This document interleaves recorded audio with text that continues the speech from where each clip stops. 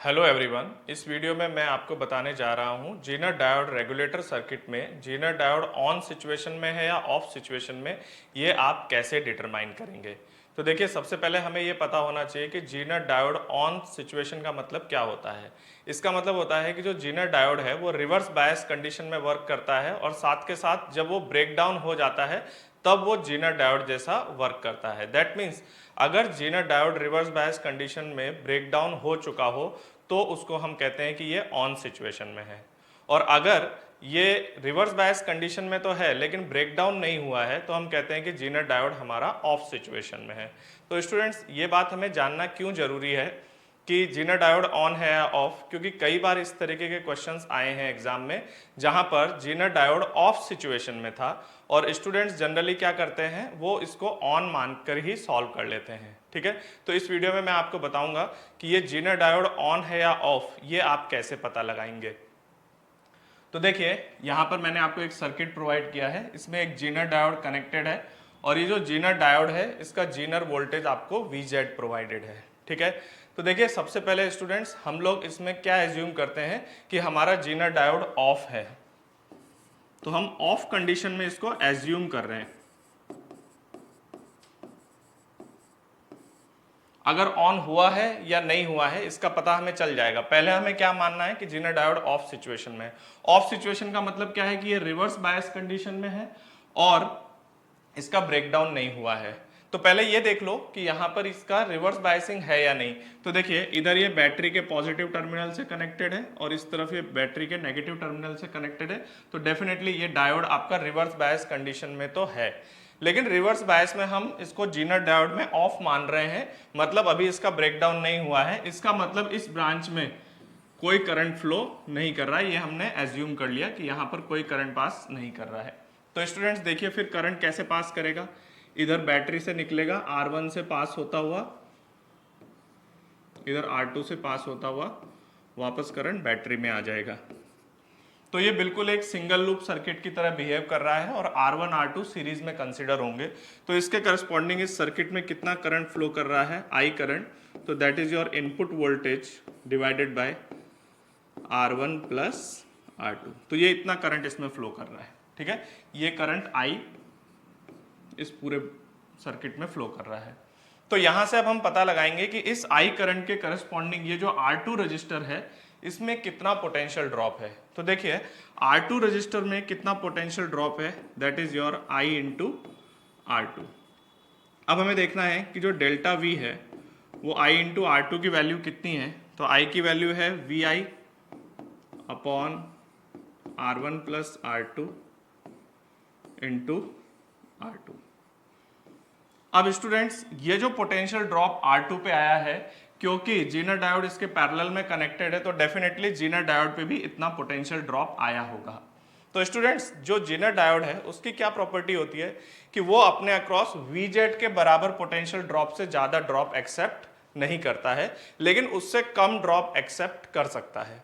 तो अगर VZ से ज्यादा ड्रॉप हुआ या उसके बराबर ड्रॉप हुआ तो आपका जेनर डायोड ब्रेकडाउन कंडीशन में आ जाएगा। तो स्टूडेंट्स, ये जो वैल्यू है इससे हम पता लगाएंगे कि इसका ब्रेकडाउन हुआ या नहीं हुआ। तो देखिए, ये जो वैल्यू है आपके पास VI R2 upon R1 plus R2, अगर इसकी वैल्यू लेस देन VZ है, इसका क्या मतलब हुआ कि अगर ये VZ से छोटा है, इसका मतलब है कि यहाँ पे पोटेंशियल ड्रॉप अभी जेनर वोल्टेज के बराबर नहीं पहुंचा है, तो इसका मतलब इसका ब्रेकडाउन नहीं हुआ होगा।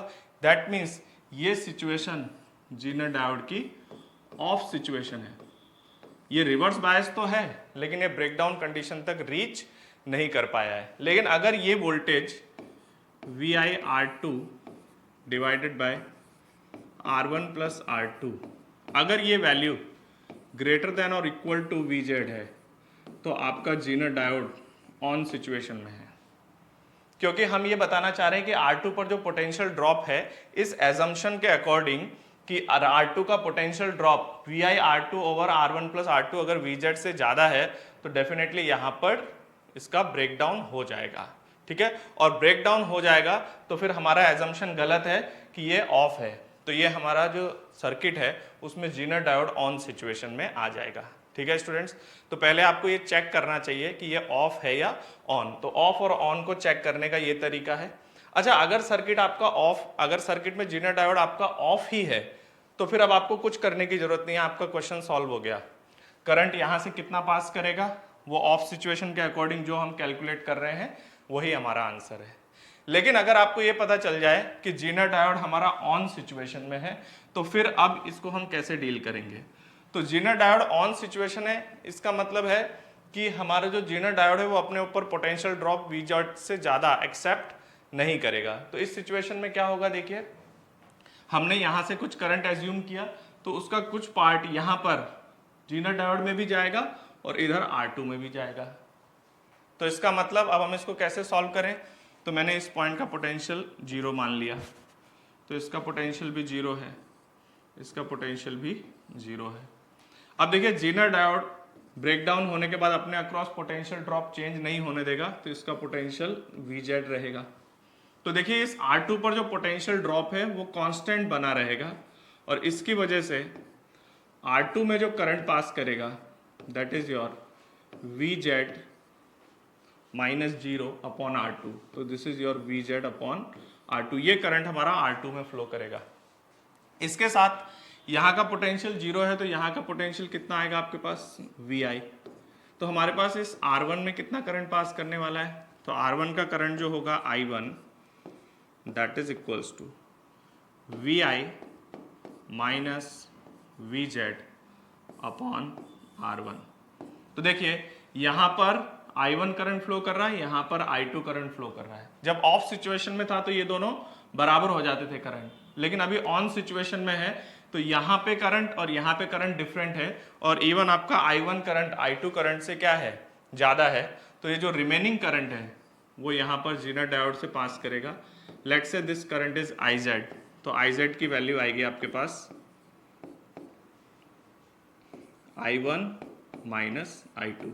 याद रखिएगा स्टूडेंट्स, ये तभी आपको अप्लाई करना है जब आपका जीटर डायोड ऑन सिचुएशन में आ गया हो। अगर ऑफ है तो पीछे मैंने सॉल्व कर दिया है उसको पूरा, ठीक है। तो मेरे पास IZ की वैल्यू आएगी VI minus VZ upon R1 minus of VZ upon R2। इस सिचुएशन में जीटर डायोड से इतना करंट पास करेगा। Okay, thank you for watching.